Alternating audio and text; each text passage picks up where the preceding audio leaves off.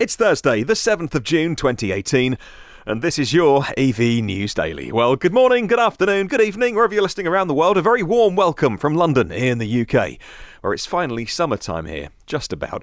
Here is today's news about electric cars and the future of transport. My name is Martyn Lee, and I go through every EV article online, so you don't have to. Well, there's only one story that I've ended up writing about today, and it's the Tesla Shareholder event. And I think it has not just interest for Tesla fans, but also for anybody interested in electric cars, because they are leading the way on so many things. It's worth a little deep dive into what the company is up to. Now, I thought that I would watch the Shareholder event live stream, make some notes, let it filter. I couldn't get a podcast out in the immediate aftermath within say 30 minutes, because it would have been very late night here in the UK. So I thought, you know what, I'll leave it a day. And so it's almost 24 hours ago at the point of recording this. So then we can soak up the reaction of some of the great writers out there online and see what people are saying. The usual suspects, by the way, who criticise electric cars and Tesla have been unusually quiet today, and I think that's because we're about to hear some incredibly positive stories. Now, whether you're a fan of Tesla or not, I think we do need to look into what they're doing in all aspects of electric cars, because as I was watching the event and making my notes and rewatching some key bits, increasingly impressed with some of those little nuggets and the details, which even some of the usual places missed in the last couple of hours. I'm sure they might be picked up on as people start to look for those deeper stories. Well, the background to the shareholder meeting was a $785 million loss in the first quarter of this year alone, and Model 3 production is good, without being great. Although I'm sure that those involved in the model production would want me strung up for saying that. I'm sure that they're working their socks off. We heard one story about one of the employees of Tesla who's worked 60 days straight, and they had to remove him from the building because he's so dedicated, and he sneaked back into the factory to carry on working. But it's still behind expectations, but you could say maybe the expectations should never have been set there. Tesla's mission: to accelerate the world's transition to sustainable energy. Why am I reminding you of that? Over the next couple of minutes, well, I think this might be a long one actually. I try and keep these to 10 or 12 minutes, but there was a lot going on in my notes. So as I flick through the pages here, hopefully we'll try and keep it as short as possible. Well, thank you to everyone that I follow who attended the event, and I follow a lot of people who are posting pictures from a few thousand miles away. I still felt very close to the event. Thank you particularly to Dennis Pascual, who flew in and had some great pictures of the white Roadster, particularly on show, albeit without an interior, so not really a working model. Reminder to those, by the way, with a spare $250,000 kicking around, you can put your deposit down now for the first editions of those. The deposit, by the way, being the full amount. Anyway, let's get on with the stories. And in total, there were 20 things that jumped out at me that I scribbled down, underlined with my pencil, circles around, that kind of thing. I looked through, I saw some articles today, the top 5 things, the top 10 things. Well, I found 20 that blew my mind. The first thing being, number 1, Elon started off incredibly emotional. Walking on stage, at the moment he walked on stage, with tears in his eyes and having to steady his voice that was just starting to break. It was quite personal. At the whole point of some of the voting, with shareholders wanting him removed as chairman, and his friends and colleagues and family on the board wanting them removed. It was never a realistic proposal, but it was still being discussed. Now, shareholders gave Elon and the board a full vote of confidence, and it was almost visceral how much you can see he cares. And it's why the fans of that company love him so much, how deeply invested he is on a personal level. Invested, obviously, in the financial success, the quality of the cars, and above all, when he started talking about the safety of his workforce, you could see how important it was to him. He says this, and I quote, "At Tesla, we build our cars with love. At a lot of other companies, they're built by marketing or finance departments, and there's no soul. We're not perfect, but we pour our heart and soul into it, and we really care." End quote. Headline 2, The worker injury rate is being reduced. Safer employees was the title of this slide. Now, Zach from Clean Technica, I thought, summed it up really well when he said that Tesla's factory worker injury rate was 6% below the auto industry average and 50% of what it was when GM and Toyota were last building cars in the NUMMI factory. Now, last year, Tesla's factory worker injury rate was a bit above the auto industry average. Tesla's long-term goal is to get it to 50% of that average in the whole industry, 25% of what it would have been the last time cars were being made in that factory. Headline 3, Tesla are improving quality. The Tesla Model 3 repairs are rapidly being reduced.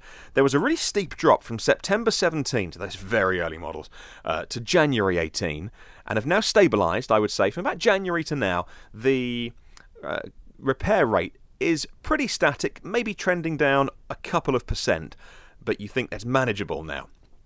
Headline 4, the battery pack and the cell cost reductions. This came slightly later, by the way, but I want to talk about it now. It was in the Q&A section.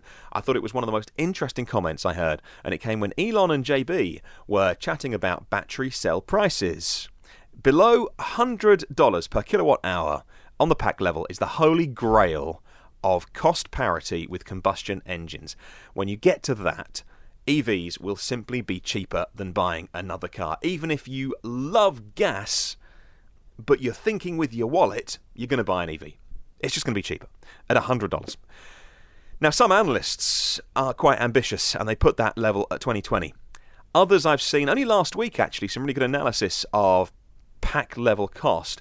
Had it at 2023. Can't be done before. BNEF, by the way, hugely respected. If you read their analysis and you read their work, enormous effort goes into this, and they really know their stuff. Now, BNEF recently said it was going to be 2025, 7 years away, before we get to $100 per kilowatt hour. Elon had something to say about that. By the end of this year, at cell level. Hang on.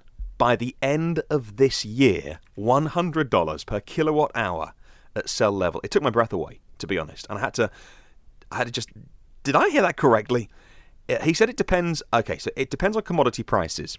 And it's at cell level, not pack level. But $100 per kilowatt hour by the end of the year, even if you account for Elon time, right, and you add 6 months, even if you add 12 months and you're into 2019, it is huge.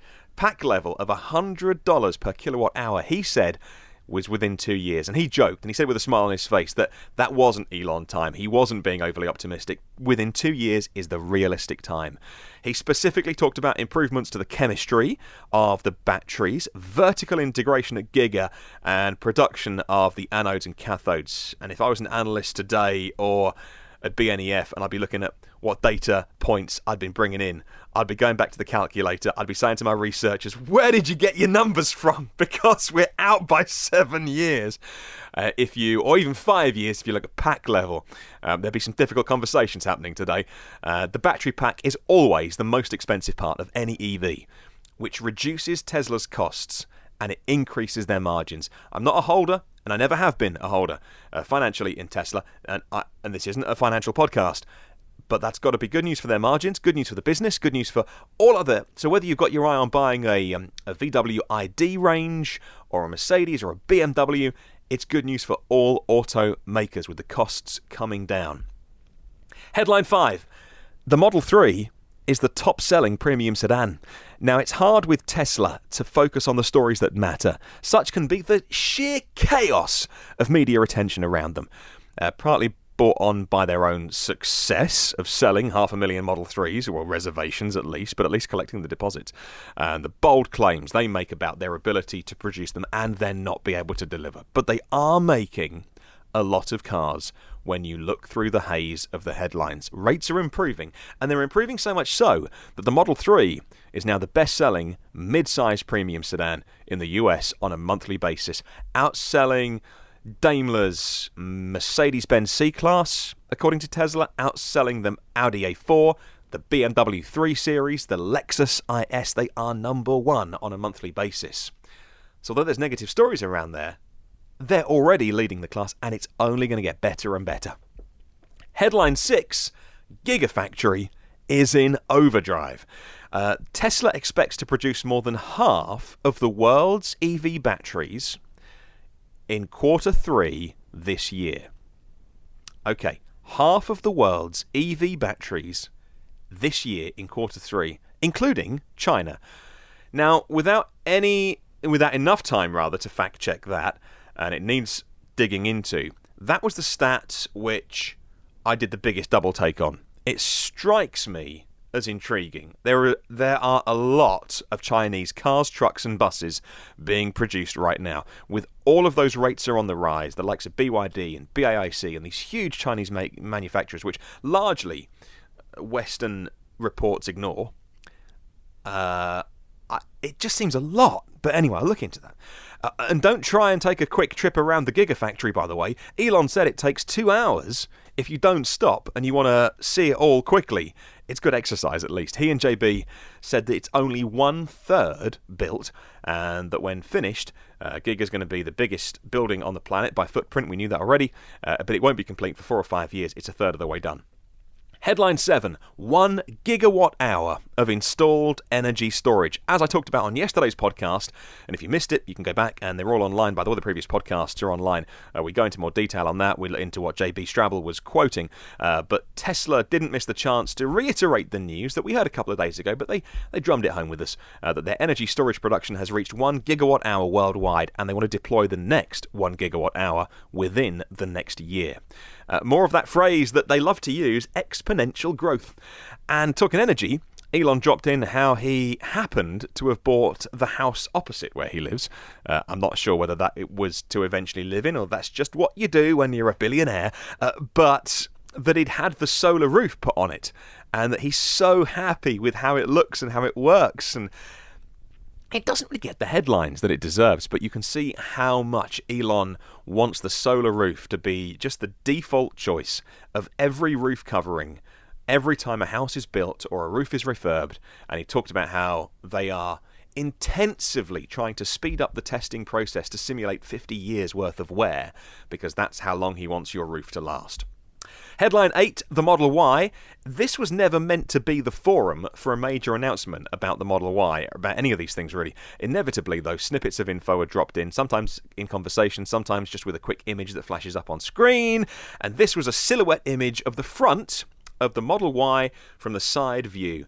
The fanboys and fangirls utterly loved it, so did I. He reiterated the Twitter claims that he's made of a Model Y reveal date, March 2019. Production commencing H1 2020. So that's either January or the end of June in 2020. Headline 9, the Roadster. The surprise of the Roadster unveil at the Semi event literally took the air out of the room. It wasn't a room, it was a hangar. But it took the air out of the hangar at the time. But it gets even better. There was laughter in the room when Elon called the car that he revealed last year the base Roadster. And he said this: it's going to have a SpaceX options package.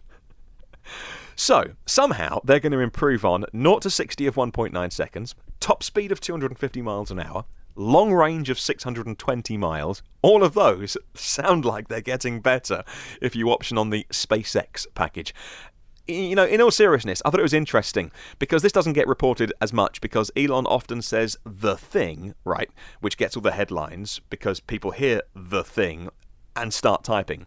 But then the thing that he says after the thing can often be as powerful. And he said this after announcing all of the sort of the SpaceX package and Roadster's going to get better. He said, combustion technology has, in his mind, a halo effect on all ICE cars, even if they're not performance cars, because at the moment, combustion owns the records. So it has the quickest and the fastest and the longest distance from a big tank of gas. But he wants the Roadster to be the best, full stop. The fastest accelerating car on the planet, the quickest car on the planet, the best car on the track, the longest range between having to stop to add fuel, whatever fuel powers a car. And he said that once an electric car bests combustion for everything, well, then it's game on. Or maybe I should say, then it's game over for gas cars. How are we only halfway through my notes? Right, next page. Headline 10, the Semi redesign. Elon did say the Semi would get a redesign. Here in Europe, we use the kind of the cab over the engine design, and that is in order to meet regulations on total length of truck. And so he said, yes, that has been realised. The range will be bigger than what anybody even thinks is possible. He confirmed that the finalised single design would work in North America, in Europe, in China, in the rest of the world. And remember, other auto execs, even recently, have said that the range that they're talking about on the Tesla semi-truck is impossible. And that if they do it, then they're either breaking the rules of physics or they've discovered something that that we haven't. And Elon's not only promising that, but saying they're going to exceed it. It's really uncomfortable reading and listening if you are an electric truck maker elsewhere in the world. Headline 11, the Model 3 is going to get test drives. If you're lucky enough to live in an area with the Model 3 even on display, you're already doing better than most. Certainly better than me here in Europe. But Elon announced he wanted a Model 3 at every Tesla store in North America and for cars for test drives. That's in the next 2 months. So what model do you think they would put into those stores? Would it be the basic 35k model? Probably not, right? Is it going to be the basic car but fully spec'd? Maybe, right? Maybe they'll put in the dual motor. Let's call it the 3D for shorthand, because I've seen that on a few forums and Reddit and things, and it kind of makes sense. Or would they give it the full beans and make all of those demo cars the performance, the P3D? I think they'd be tempted to do that. Either way, I don't think just anyone is going to get a test drive of the P3D. It's either going to be existing S and X owners, or even limit it to just Model 3 reservation holders. There's hundreds of thousands of those around the world, and it might even dissuade them from cancelling. Headline 12, the compact Tesla is coming. I love how an innocent question from a member of the audience can turn out to be a really big news story. Will there be a compact Tesla? Will there be one to take on the VW ID range, the Golf-sized buying market? Oh, yes, there will, says Elon, and within 5 years. Now, previously, he said, yeah, it's on the roadmap, and then he's kind of backtracked on that a long time ago, I must admit. Maybe, not definitely no, but just maybe not. Now, definitely yes. Watch out VW Golfs, Ford Focuses, Vauxhall Astras, Audi A3s. It's on the long roadmap for Tesla, but it's definitely coming. Headline 13, and lucky for some, Elon wants to get better at time. He says this, and I quote, "I do think I have an issue with time. This is something I'm trying to get better at. I'm a naturally optimistic person. I'm trying to recalibrate these estimates as much as possible," end quote. And it is a joke. Elon time, we do laugh about it as much as we laugh about Steve Jobs' reality distortion field, which his members of staff attributed to some of the extraordinary things that he pushed through because he just forced them to happen. Elon time I think is essential. It's an essential part of one of the reasons why so many people love Tesla, in that ultimately it can let people down when you set their expectations high, but I do think it means more gets done than would otherwise if it was a very conservative, staid, boring company announcement, that kind of thing. Right, headline 14, autopilot is big news.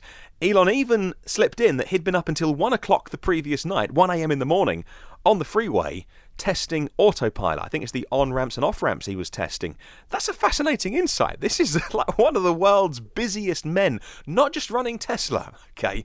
And he's still got time at 1 o'clock in the morning, or he makes time to be testing what sounds like a pretty developed next version of autopilot. Autopilot features, he said, were going to exponentially improve over the next 6 to 12 months. He even confirmed that Tesla will bring back the free autopilot trials very, very soon. So if you own a Tesla and you've got the hardware and you don't pay for autopilot yet, then it happened, it was a couple of years ago now, you were given the option of trialing it. Headline 15, the Tesla body shops are coming. Now, Dominic at Inside EVs described it best when he pointed out that the Tesla service centres will double over the next year. Musk mentioned that they will be adding a Tesla body shop repair location to many places. They're going to be attached to existing service centres, with the top 10 metro areas in the US getting one by the end of the month, saying that this will create a huge improvement in the time and the cost of body repair, claiming incredibly they will aim, they might not always get there, they will aim for same-day repair. And he did say that they are already starting to stock the most common parts, so they haven't got to wait for factory delivery. But these Big 10 metro body shops are stocking the most common parts, and that you may even get same-day repairs. And he said the current situation where it has to go off to a third party, taking weeks, sometimes several weeks, is they know it's unacceptable. Right, headline 16 that I'd scribbled down, and it's just a one-liner, this one. The $35,000 Model 3 will be delivered in the first quarter of 2019. Elon said, "We will honour the obligation to deliver at that price, and we would do so now if it was physically possible." Well, it is technically and physically possible. I would just correct him on that. How dare I correct Elon Musk? But no, I would say it's not financially possible. It's not physically possible for the company to make a loss on every Model 3. That's why they're selling the high margin ones. So I think they probably could make it if they wanted to, but why would you put yourself in that situation? Because it's heading to something we're getting to soon. Right, headline 17, the Model 3 and the third assembly line. Elon said that a third general assembly line at Fremont is coming online very soon, ensuring production will hit 5,000 cars per week by the end of June. All Model 3, he said, and I quote, "all Model 3 production lines have demonstrated the capability of producing 500 cars per day," end quote. And that was the line they put on the slide as well on the screen. Now, just look at the words they used there. All Model 3 production lines have demonstrated the capability of producing 5. It doesn't say they have produced. They have demonstrated the capability to produce. So just watch the words. It's good, but it doesn't say that we've done it. If you remember, 5,000 per week was the target for the end of 2017, but it's now looking like it may actually happen by the end of Q2. Blimey, what is that? 23 days' time. It might actually happen. Line 3 was confirmed as well to be way more efficient than lines 1 and 2. 3 more stories that I picked out of yesterday. Headline 18, the supercharger expansion. There are currently 9,969 superchargers globally today. That is a whisker away from 10,000. The supercharger V3 is going to be ready by the end of the year, and when it's ready, the expansion rate's going to be increased to get more of those V3s out there than they have ever done. So, Elon said the plan is to put them in all the right places. His goal is for you to drive around the world only using superchargers.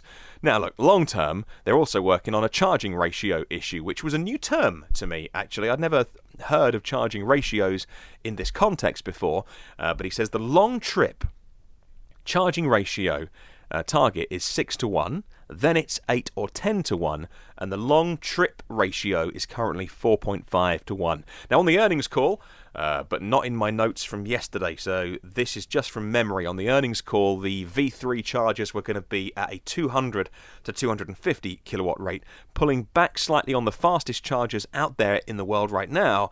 But he says it's not optimal simply to chase speed. Okay, 2 more. Headline 19. This is the one that really made me smile because, again, I'm not invested in Tesla and lots of people are, and you could literally hear the cheer go up. Cash flow positive. I was watching the live stream. It was super late here, by the way, but it was on Ben Salin's channel, Teslanomics. And what he'd done, he was live streaming it. He was kind of rebroadcasting it, but he'd put a picture of himself, his webcam feed, in picture in a small corner of the screen, offering commentary as it went along, which I loved because he didn't interrupt too much, but he just interjected where he needed to, and it was utterly brilliant. And when this came up, cash flow positive, I think he punched the air, or I think he air clapped. Cash flow positive, something Tesla has claimed in the past would happen. over the years as well, but never really did. However, Elon carefully chose his words to say that they would be cash flow positive and GAAP net income positive Q3, Q4 of 2018. And he was very careful. If you saw it as well, he was careful to say expecting, and he'd backed away. I think he just backed off the word definitely. He'd tweeted it in the past with the word definitely, and he was using the word expecting this time. He also said he doesn't expect to raise any capital during the year through debt or equity. And then finally, headline 20, the world's best worst kept secret, the Chinese Gigafactory. I don't think they were going to make such a large announcement about this, but it happened, so they went with it. They confirmed Shanghai, as the rumours had suggested, for the Chinese Giga, and all the operations under one roof, as we'd already heard on the earnings call, from raw materials in to complete cars out, all under one roof. Now, it follows the very recent news that China is now allowing EV makers to build facilities there without the need for a joint venture, a JV, with a domestic company. Tesla's revenue in China has risen from about 320 million annually 2 years ago in 2016 to $2 billion last year. And with a presence there soon, that can surely only increase because they won't have those import tariffs. Oh, and not to forget, here in Europe, they are deciding a location, decision, he says, by the end of the year, and in total, they see the long-term plan for 12 worldwide gigafactories. Holy moly, yes, that was a long one. Now, that is all of the top stories and all of the best reaction that I could find. There's some of my own thoughts in there as well. I'd love to know what you think. Please do leave a comment on the blog, which is evnewsdaily.com. There's obviously the comment section on YouTube. Obviously, there's Twitter. And if you want to email me directly, by the way, I never really mentioned my email address. It's hello@evnewsdaily.com. That is hello@evnewsdaily.com. And you're more than welcome to send an email, and I will read your emails out on a subsequent podcast if you have any comments on today's show. In the meantime, if you'd love to spread the word about electric cars, not just Tesla, but the whole industry as well, please do share this with somebody who might be interested. You can get every previous show on iTunes, Google Play, Spotify, YouTube, TuneIn, Stitcher, and the blog at evnewsdaily.com. If you want to subscribe, well, it means you get every single show first and free and automatically. And if you can, in return, leave me a little review. You know, it really helps on all of those platforms' algorithms. Come and say hi on the socials by searching EV News Daily. You'll find Facebook, LinkedIn and Twitter. And have a wonderful day. Thank you for bearing with me on a really long podcast today. I will catch you tomorrow.